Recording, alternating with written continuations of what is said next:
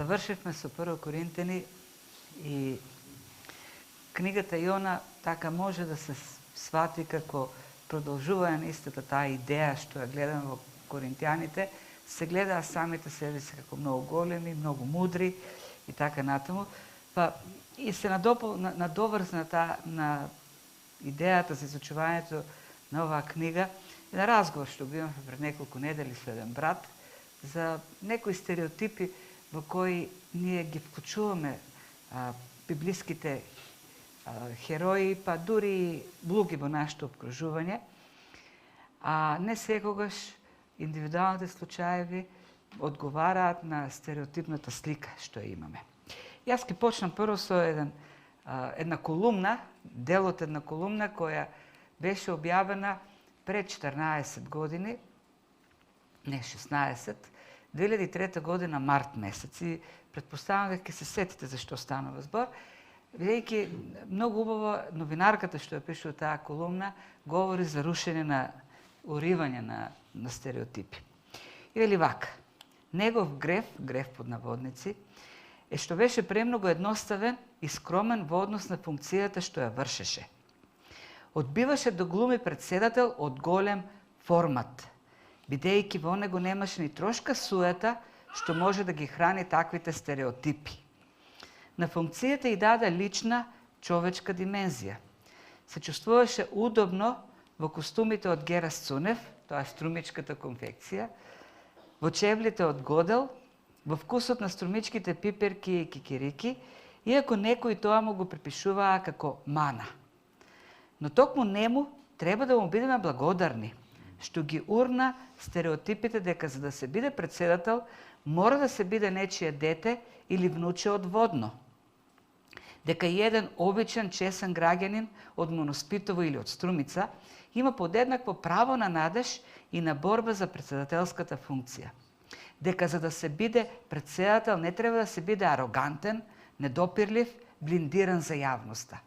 Дека треба да се биде чесен, да не се заборави на пријателите, граѓаните, туѓата несреќа, на луѓето што ќе тропнат на вратата од председателскиот кабинет. Ова колумна е објавена во Утрински весник 2003 година, март, после смртта на председателот Борис Трајковски. Идејата овдека дека тој човек урна еден стереотип кој постоеше дотогаш, дека ти треба да бидеш дете или растено во дворот на УДБА или УБК, или да бидеш со педигре од Водно и така натаму, дека и тоа беше може првиот случај така на некоја јавна функција, висока функција, да дојде анонимен човек кој никој дотогаш не знал, и неговото однесување не влегуваше во стереотипот за председатели до тој момент или за некоја висока политичка функција. Уништи стереотипи. Ние живееме со изградени стереотипи. Културата ни ги дава готови тие стереотипи, ние ги прифаќаме и живееме. И ги гледаме нештото преку стереотипите. Имаме стереотип политичарите, како тие треба да се однесуваат. Имаме стереотип за луѓе од другите заедници, етнички. Имаме стереотип за албанците, имаме стереотип за ромите, имаме стереотип за македонците. Албанците имаат стереотип за нас. Например, еден таму, оној што им е главен оџа, имам, како се беше, Рейсул Улема, за нас се рече македонците се едно диво племе. Тоа е, може би, имаат стереотип со кој што гледат на нас, како што ние гледаме на нив со стереотип. Стереотип за верниците. Стереотип за верниците од различните конфесии, протестанти, православни. Стереотип за луѓето во црквата, старешини, водачи, пастори, обични верници и така натаму. И ние живееме со тие стереотипи, иако доаѓаат луѓе ни ги уриваат, но ние продолжуваме некој да ги притискаме, да ги бутаме, работите во тој стереотип. Јона е личност која реално воопшто не влегува во стереотипот кој Библијата ни го гради за библиски пророк. Не влегува. Не можеме да го вклучиме во тој шаблон, стереотипен шаблон за пророк. Останатите пророци кои се медијатори на Божиот збор, кои го пренесуваат Божиот збор од Бог кон луѓето, обично се представени славно. Например, гледам во книгата на Даниел, победа во секоја битка со паганите, со предизвиците што ги даваше на Навуходоносор или останатите. И останатите пророци се покажуваат во таква светлина. Покорни, доаѓа Словото Господово, смело, пред цареви, пред мокни луѓе, пред народот го кажуваат Словото, колку и да повредува тоа, колку и да се изложува на опасност. И затоа Стефан им рече на евреите, колку од вашите пророци не беа убиени од вашите татковци. Смело кажува Слово од Господ. Меѓутоа, Јона не е представен во таква светлина. Јона не е херој воопшто во книгата. Насликан е во бедна светлина. Тоа е вистината, ние ќе го видиме. И во тој поглед тој е уникатен. Тој ги урива стереотипите создадени за пророците. Како? Прво, Јона е пророк пред се поради тоа што го прави. Самиот тој е пророк, самото негово однесување е пророчко, не толку преку она што го говори. Во книгата Јона е уникатна во тој поглед. Останатите пророчки книги, пророците во нив говорат слово кое доаѓа од Бог. Доаѓа Господовото слово над нив и скоро целата книга е она што Бог го говори преку нив. Во книгата Јона има само едно пророштво кое Јона го кажува кој му доаѓа од Бог. И тоа е една кратка реченица. Уште 40 дена и Ниневија ќе биде уништена. Тоа е нешто што го гледаме како пророштво. Меѓутоа, книгата Јона е многу пророчка книга. Силно пророчка книга. И тоа не со проповед, туку самиот Јона е пророштвото.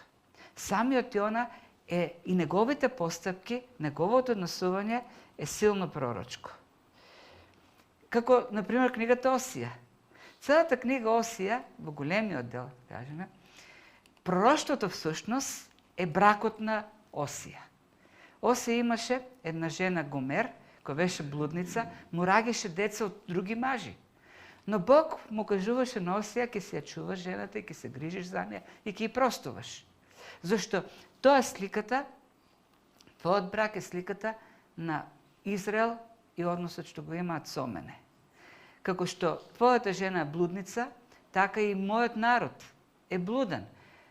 Блудства со други богови, се поклонува на други богови. И јас го трпам и му простувам.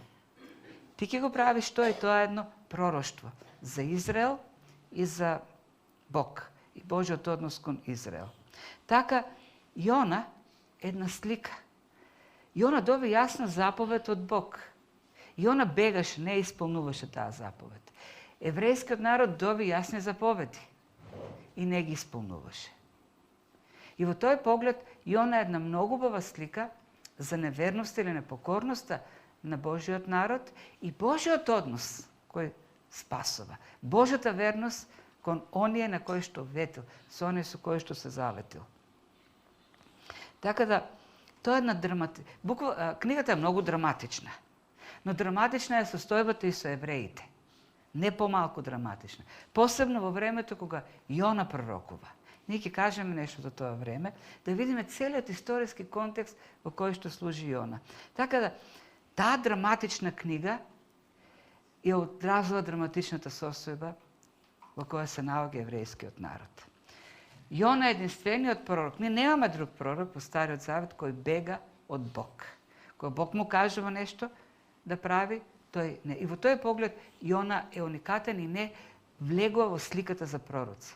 Прво, по тоа што тој е пророк не толку по тоа што го говори, пророците се пророци бидејќи говорат Божјо слово, откриваат Божјата волја, Божјите предупредувања. Јона има само една реченица како пророштво во книгата. Тој пророкувал во другите, сигурно во царството. Меѓутоа во книгата тоа е представен како пророк со неговите дејства. И второ, тој е бегалец. Или се смеат нели овде како користена врањанска или српска фраза побегулја или како беше. побегуля. Јона е побегуля. И во тој поглед тој го отсликува бунтовништвото на Израел. Таа уникатна исто така по тоа што не го отсликува пророкот како покојник кој се обновува во радоста на спасението. Ова фраза радоста на спасението е земена од псалмите. Има еден голем број така наречени покајнички псалми, кои авторите после сторен греф се покајуваат и искусуваат радоста од спасението кој доаѓа со покајанието. Меѓутоа, во Јона, во таа книга не го гледаме тоа. Јона стори греф, не го послуша Бог, побегна од Бог.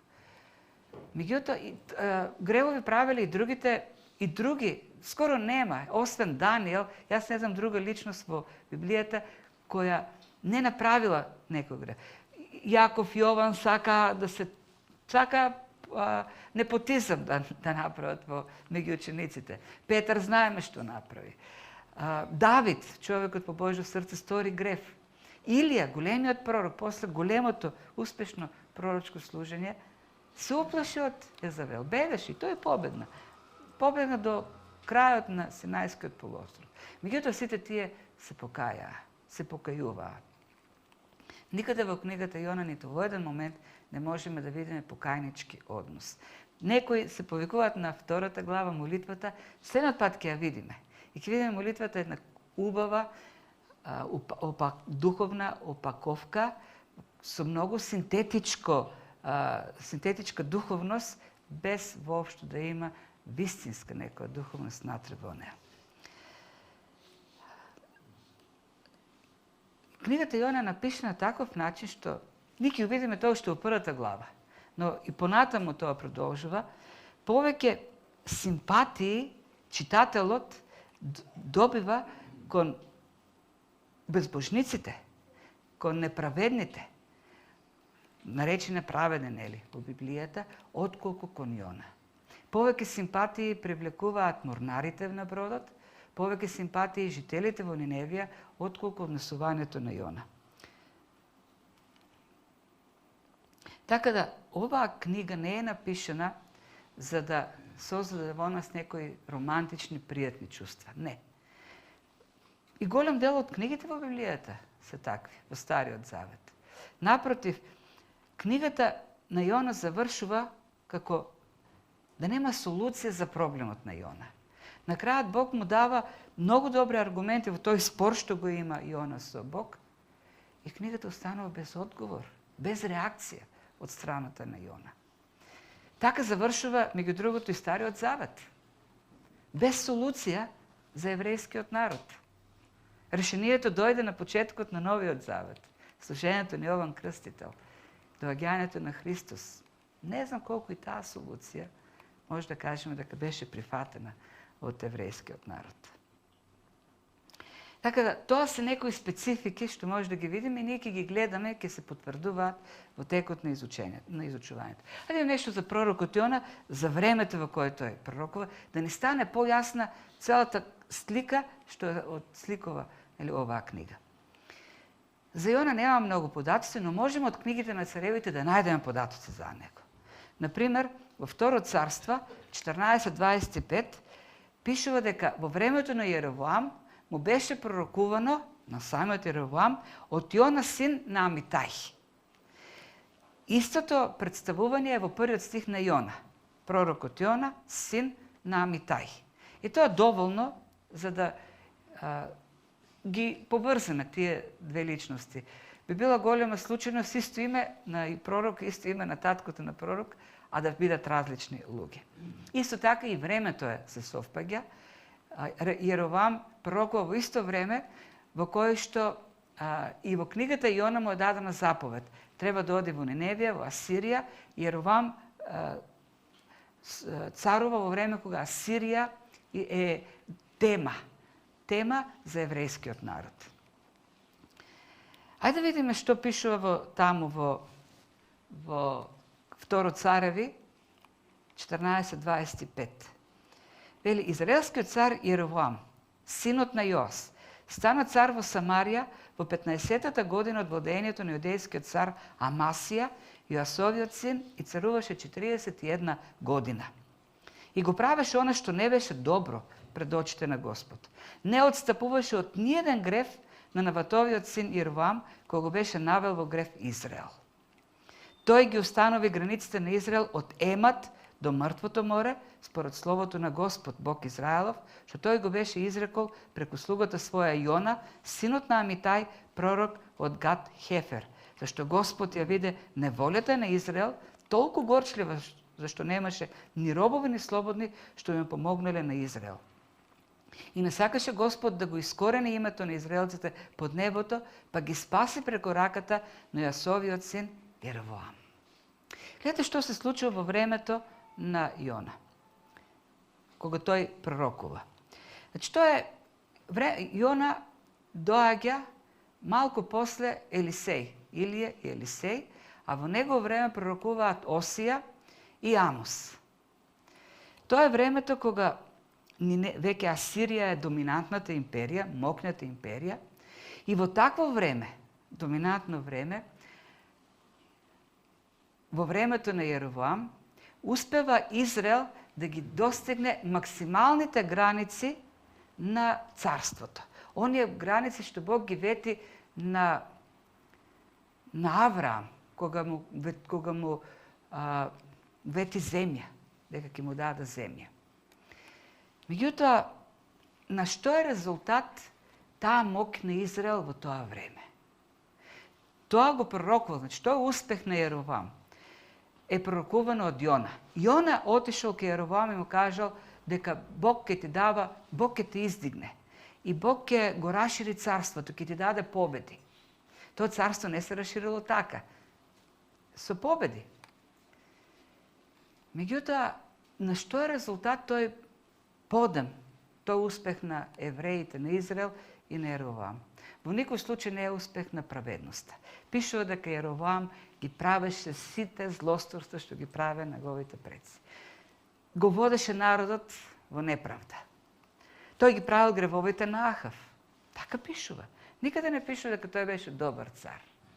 И покрај тоа, Бог се смили. Се смили и му даде, го издигна, зашто не сакаше да изгине името на Израел. И во една таква клима, духовна клима, за Јона не е воопшто проблем да пророкува на неправеден цар пред неправеден народ за Божјата милост, за Божјата благодат, за незаслужен успех. Не му е проблем.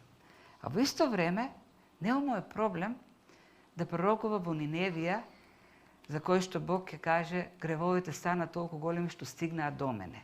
Неговите гревовите на Ниневија стигнаат до мене. Израел не беше во подобра состојба. И Израел се поклонуваше на туги богови. Јеровоам се поклонуваше на туги богови. И сепак, и он рече ке има успех. Бог реши да покаже милост. Зашто не сака да загине името на Израел. И тука е лицемерието, така да кажеме, на Јона. И ќе видим, има многу абсурди во оваа книга. Има многу иронија во таа книга, на многу места. Тој благослов, или таа благодат, не траеше долго време, бидејќи Амос, кој во исто време пророкува со Јона, ќе предупреди за доаѓање на суд на Израел. Во исто време тој предупредил, има успех, но внимавајте, ако не се покаете, тој успех ќе заврши и ќе дојде казната. И Амос вели, всушност, ја кажува реалната ситуација на Израел во тоа време. Вели, што Бог мисли. И покрај успехот и покажаната благодат. Ги мразам и ги отфрлувам празниците ваши и не ги помирисувам жртвите ваши во времето на вашите прослави во собранијата. Ако ми пренесете се паленица и левен принос, нема да ги примам и нема да погледнам милостиво на благодарствената жртва од вашите угоени телиња. Отстрани од мене бучавата на твоите песни, зашто звуците на твојата харфа нема да ги слушам. Вашето поклонение е лицемерно. Вашето поклонение не го прифаќам. Зашто вие правите работи кои не се угодни пред моите очи.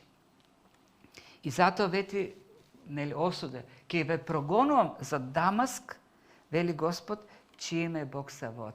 Зад Асирија, уште понатамо.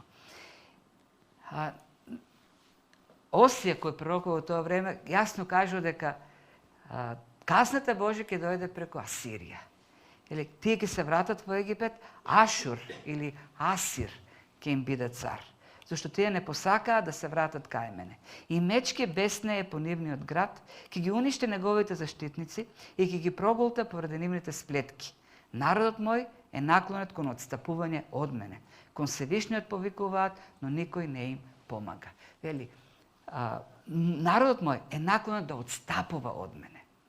Да се трга од мене и да забегува по други патишта.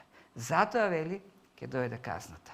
Тоа е контекстот во кој е пишена книгата Јона. Тоа е во контекстот во кој Јона постапува така како што постапува.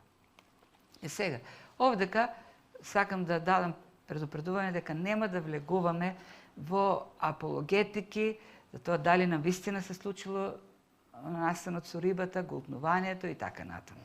Знам дека има многу околу тоа пишувано, може да се докаже и праксата покажала дека во утробите на китови се наоѓање после неколку дена живи луѓе и така натаму. Има потврдено случаеви, документирано и така натаму. Мене не ме интересира тоа. Прашањето дали ќе веруваме во тие работи е прашање нашата вера во Бог. Ако ние веруваме дека Бог создал се, целата вселена, тогаш не знам зашто не би верувале дека риба може да го голтне Јона и 3 дена да остане таму и потоа да биде испрлен. Ако веруваме дека Христос е Месијата, а Христос се повикува на историчност на оваа книга, зашто се повикува на Јона, на знакот на Јона, тоа ќе биде неговиот знак за 3 дена во смртта, зошто да не веруваме дека сето тоа е вистина? Затоа нема да се занимаваме, за нас поважна е пораката во книгата. И на крајот на криштата, знаете кој е најголемото чудо во оваа книга? Токму работите што не се случуваат и што се случуваат. Се покајуваат неверниците, што немаат скоро никакво откровение за Јахве, а не се покајува оној што знае толку многу за Јахве. И тоа е најголемото чудо, покаянието овдека. Нема поголемо чудо од омекнување на едно закоравено срце. И за мене тоа е најголемото чудо. Рибата, тоа е лесна работа. Бог ќе каже на рибата да го голтне и рибата ќе го голтне.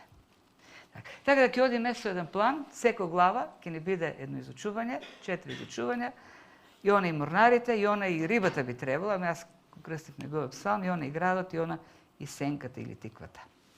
Ајде почнеме со првата глава. Прочитавме веќе, дојде слово Господово до Јона, типична фраза за пророците.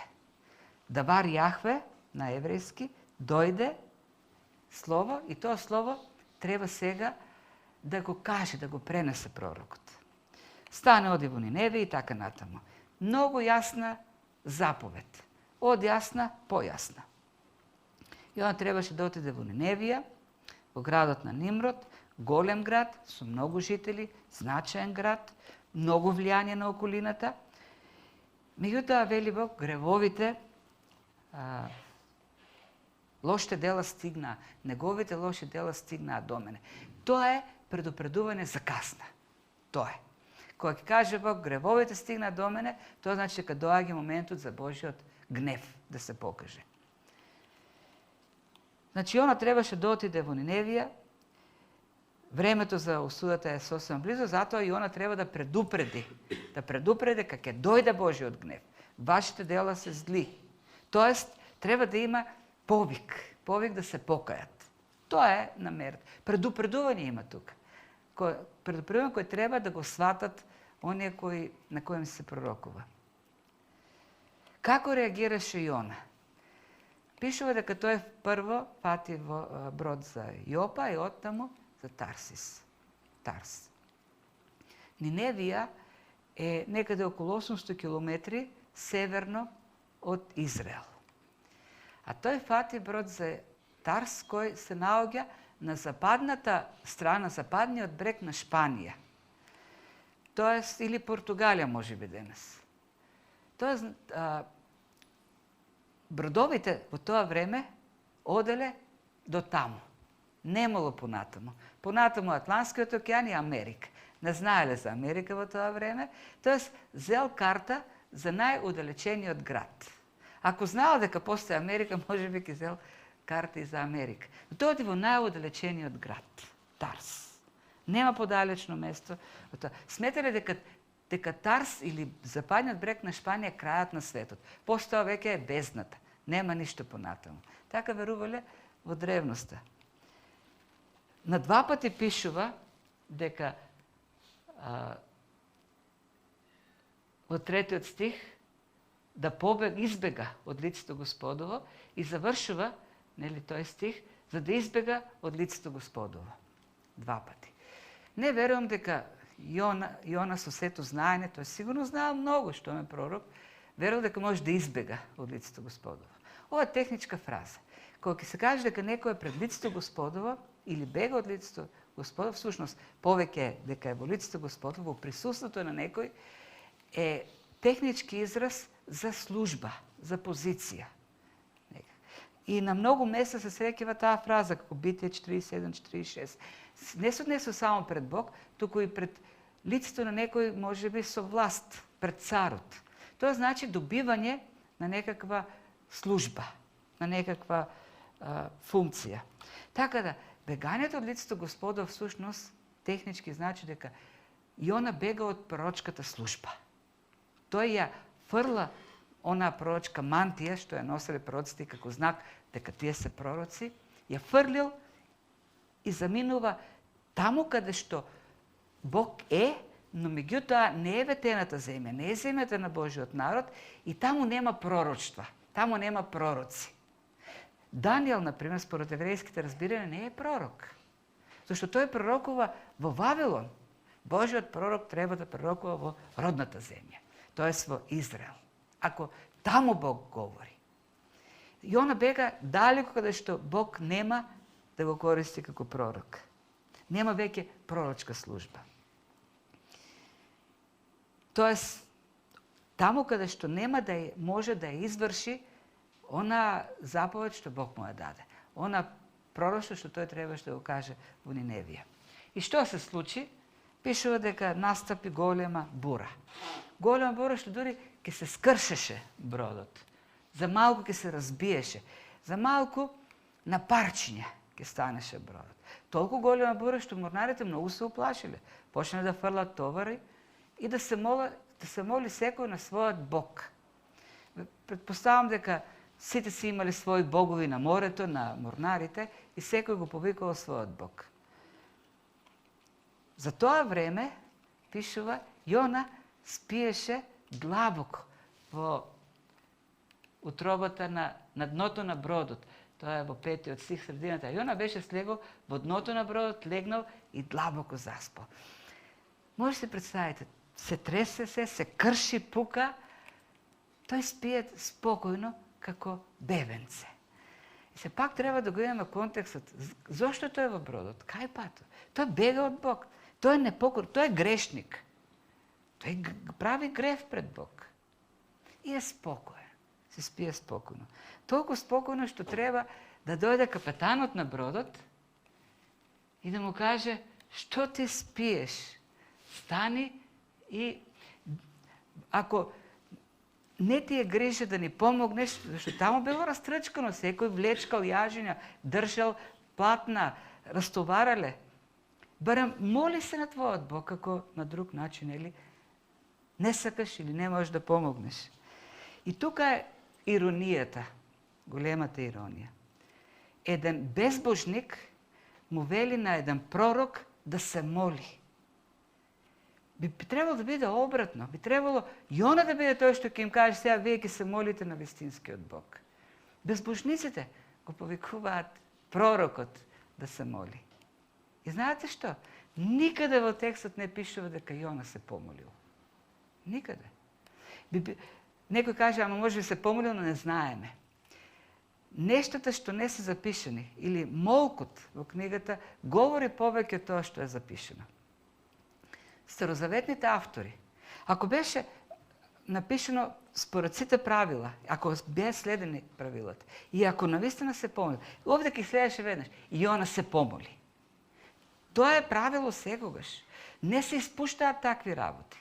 Никаде не пишува дека Јона се помоли. Контекстот на целата книга покажува, ако ја гледаме, мојот логичен заклучок е дека не се помолил. Може да претпоставиме. Ајде да кажеме и дека се помолил. Да кажеме. Морнарите разбираат дека бурата е предизвикана има виновник, од некој греф. Некој е виновен за тоа што се случува. И што прават? Фрлат жребка. И жребката покажува дека вината е кај Јона. Јасно се покажува дека Јона е виновникот. И сега, што би очекувал Јона во таква ситуација? Кога веќе сите знаат дека тој е виновен. Тој гледа дека сите одат во смрт. Тој знае дека и тој оди во смрт. И другото. Знае. Тој избира смрт во таа ситуација. Избира смрт. И не само за себе, туку за сите. Во една таква ситуација, кога имаме бура, кога е бродот во распаѓање, сите се борат за животите, нормалната реакција, според мен, од тие зверови, неверници, неправеници, безбожници, да го зграбчат и да го фрлат во морето. Да не губат време. Тоа јас би очекувал. Може би и он очекувал. Сега, видо, разбра дека јас сум крив, отидов. Во таква ситуација, и тоа е пак следниот абсурд или иронија, кршење на стереотипот. Наоѓаат време да почнат да го распрашуваат. Не сакат да бидат виновни за смртта на некој човек туку така. Ти кој си? Што си сторил? Од кај доаѓаш? Па таков гнев Бог излива над бродот и не во таква опасност. И сигурно очекувале да кажа, јас сум убиец, криминалец, сум сторил големи дела. И она вели, јас сум евреин, служам на небесниот Бог, создателот на небото и на земјата. И понатаму, ќе видиме во продолжение, тој им кажал и дека бега од Бог, дека Бог му дал заповед, ама тој бега да не исполни заповедта.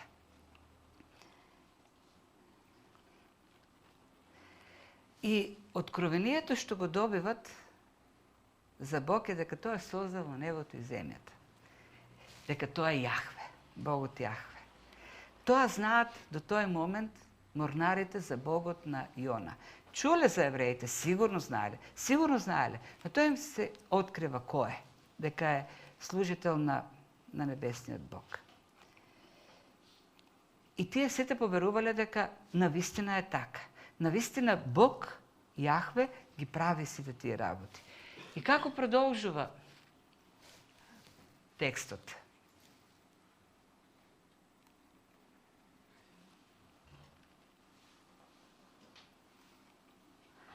Повторно зачудувачка реакција на безбожниците. Велат, како си можел тоа да го направиш? Еден безбожник се чуди како Божи пророк, на кого што му е дадено јасна заповед, може да постапи така. Паганите се шокирани од неговата постапка. Ти не можеш да поверува дека еден Божи пророк може да покаже непокорство кон Бог. И тоа не било кон кој? Богот на небото и на земјата, оној што создал се. Бурата станува поопасна и поопасна, гледаме. И сепак, веќе знаат дека тој е виновникот, знаат дека е крив, дека е виновен, зашто сгрешил пред Бог, и пак одат кај него велат, што да направиме сега со тебе? Гледате до кај оди. Секоја секунда им е важна на тие луѓе. И пак одат велат, добро, ти си пророк. И сега, прашај го, Господ, Што да направиме со тебе? Не сакаме да сме виновни за некоја неправедна постапка. Овдека си мислам, се прашам, зошто и она кога знаеш дека тоа е виновен, зошто самиот не скокна во морето? Зошто ги доведе во ситуација морнарите да бидат виновни, тоест, еве, тие да го турнат во смрт. Го турнаа во вистина, според нив, да. Никој не знаеше дека рибата ќе дојде. Тие го туркаат во смрт. Сушност, ги валка нивните раце со крв. Вели, фрлате во морето и секи се смири. Вели, тоа е она што треба да го направат. Тоа на што им го кажува нив да го направат. И овдека се доведе тој во една многу непријатна ситуација. Во законот, во Левит 24 глава 10 до 16 стих, евреите од Бог се посечени како оние, тие се определени да ги умртвуваат оние што грешат против Бог. И сега каква ситуација имаме? Безбожници од Бог се поставени во ситуација да пратат во морето заради непокорност кон Бог Божи пророк. Еден Божи пророк се става во позиција да биде суден и екзекутиран од морнари, безбожници. И поведението на морнарите, безбожници, пак е восхитува. Тој им каже, фрлете во морето, тие не сакат да го фрлат. Прават нешто што е најризично во тој момент. Кога има таква бора, најглупаво е, најбезумно е да бараш копно, да излезеш на копно. Во близината на копното се подводните карпи. Таму се таму опасноста. Брановите, бурата да го турне бродот во некоја карпа и да го искрши. Меѓутоа тие се обидуваат, пишува дека правеле напори. Се трудеа некако да се приближат до копното. Се трудеа, се мачеа да се приближат, но не може, бидејќи морето се повеќе беснееше против нив. И кога веќе гледаат дека е невозможно, ризикувајќи не, го напуштаат безбедната средина отвореното море за да се изложат сите, уште на поголема опасност, на крајот го повикуваат Господ. И овдека се употребен зборот Јахве. Неколку пати употребен зборот Јахве. Се обраќаат кон Јахве, безбожниците. И велат, те молиме да не загинеме поред душата на овој човек. И да не бидеме одговорни за невина крв, зашто ти, Господи, или Јахве, си направил како што ти е тебе угодно. И тогаш го зедаа и го фрлија. И ова е молитвата. Овдека имаме молитва, прости ни, ако грешиме. Има покаяние кај нив. Те молиме да не бидеме одговорни за душата на овој човек. Гледате колку далеко стигнаа морнарите. Тие ги отфрлија боговите на кои се молија и се свртеа кон Јахве. Се поклони на вистинскиот Бог. И на крајот, нели, финалниот чекор. Го зедоа Јона, го фрля во морето и во тој момент морето престанува да се бранува. Ти има откровение за Бог, дека тој е создател на небото и земјата од Јона, и сега имат потврда дека навистина Богот на Јона е оној кој е вклучен во сето тоа, дека тој прави се, дека тој има контрола над небото и на земјата. И што направија? Му принесоа жртва и склучија завет. Склучија завет со Јахве. Знаете која е најголемата иронија, веќе овдека на крајот на првата глава? Јона зошто бегаше? Зашто не сакаше да пророкува на безбожници да не поверуваат. И што се случи? Тој пак им проповедаше. Им кажа, чии служителе, на кој Бог, и се покаже дека тој е вистински Бог. И Јона проповедаше.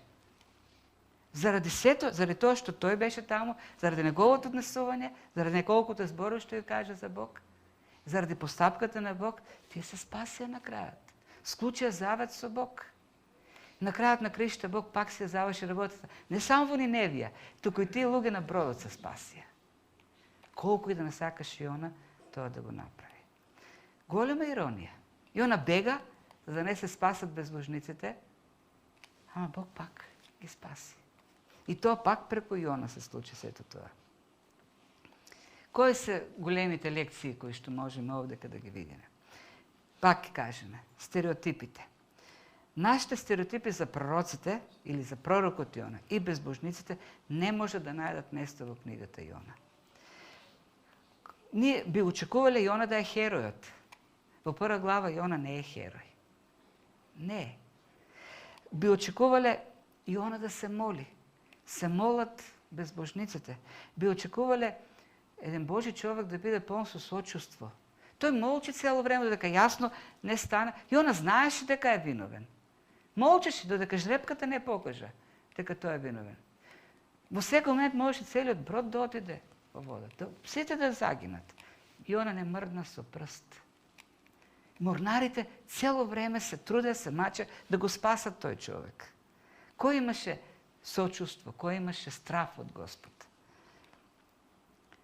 Јона би требал како Божи пророк да спасува, да се моли за спасение. Морнарите беа тие што го правеа тоа. Јона требаше да посочува на грев, зашто пророците беа повикани да покажуваат на гревот. Во случајот безбожниците требаше да откријат и бараа кај кого е гревот, кој е грешник овдека. Јона сакаше да умре. Морнарите се поклонија на Бог. Јона многу знаеше за Бог, за законот. Тоа беше пророкот, Божјото слово доаѓаше над него.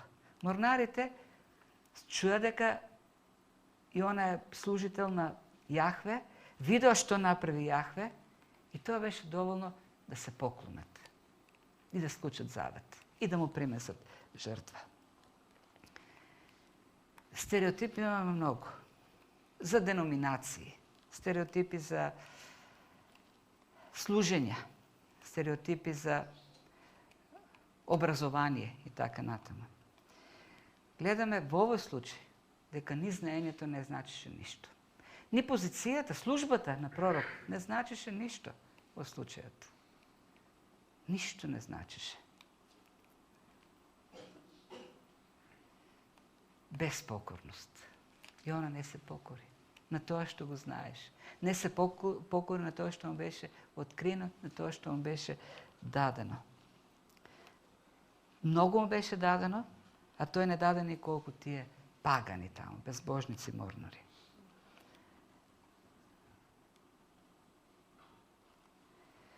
Другото што гледаме е дека гревот ги изложи на опасност и оние кои беа околу Јона или оние кои се околу нас.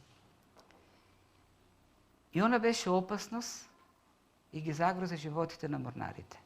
Неговиот грев го привлече Божиот гнев и сите беа во опасност.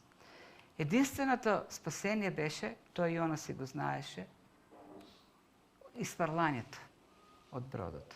И тука можеме да сватиме многу илустративно, многу јасно потребата од црковното дисциплинирање. Како што Јона, заради неговиот грев, го воведе во опасност целиот брод, целиот екипаж, така гревот и на луѓето од црква доведуваат во опасност целата црква. Павле вели, малку квас го заквасува целото тесто. Многу е вистина. Не го разбираме за жал. Имањето мир во себе не секогаш е гаранција дека сме според волјата на Бог. И она знаеше дека прави грев и спиеше спокојно. Толку длабоко што дури и бурата не ја разбра. Спокојно се одмараше. Неговиот мир не беше резултат на светост, не беше резултат на праведност. Беше резултат на неговото закоравено срце за исполнување таа заповед кон другите луѓе, кон неевреите. Тој имаше прегорена совест во тој поглед. Затоа мирот во нас и оправданието, јас сум си спокоен, зашто јас си знам дека сум праведен и чист, не секогаш е сигнал дека навистина сме прави пред Господ. И на крајот е еден список што можеме да извлечеме, да внимаваме многу. Отсуство на молитва, неосознавање на собствениот грев, нечувствителност за последиците што со гревот ги нанесуваме во животот на оние околу нас, недостиг на сочувствителност кон другите, непокорност кон јасните Божји заповеди. Нека Господ ни даде сила да се спротивставиме на овие греови со сета сериозност и најмногу од се стереотипите.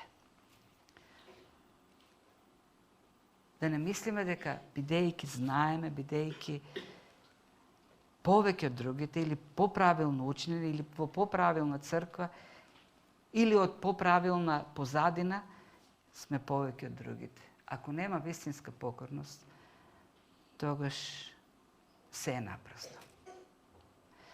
Нека Господ ни дава сила да се спротивуваме на тоа.